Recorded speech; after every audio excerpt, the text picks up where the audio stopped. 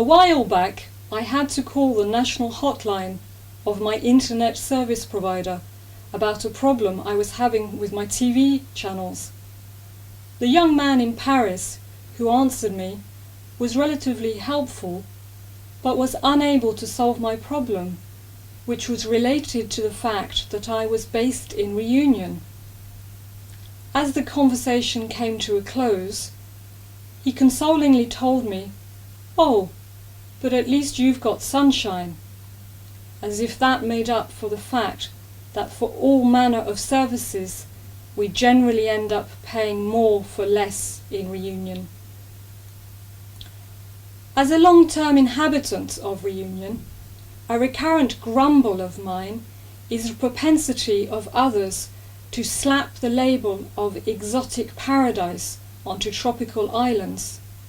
Yes, Reunion has beaches and a generally pleasant climate, but we're also subject to tropical diseases, storms, and big hairy insects. Many islands such as Reunion can be more or less remote, difficult, and/or expensive to get from and to, and this can be reflected in consumer prices as well as indirectly in the level of employment.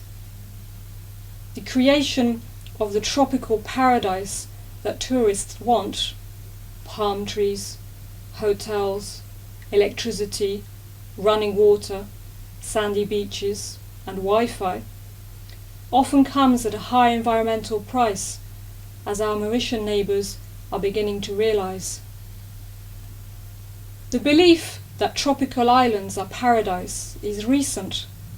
The biblical concept of Eden was very different, and for centuries tropical destinations such as Reunion were a source of unbearable heat, illness, fear, and even death for the European settlers as well as the slaves who were forced to work there until they dropped. The notion of what is exotic is also worth pondering. Last year I was interpreter for some Czech clients. While appreciating their surroundings, they wondered where people in Reunion went for a holiday. They were very amused when I told them that for our honeymoon, my husband and I had chosen to go to the Czech Republic. It was different from our everyday life in Reunion, and thus exotic to us. Current opinion tends to be that paradise and exoticism can be purchased as commodities via a travel brochure.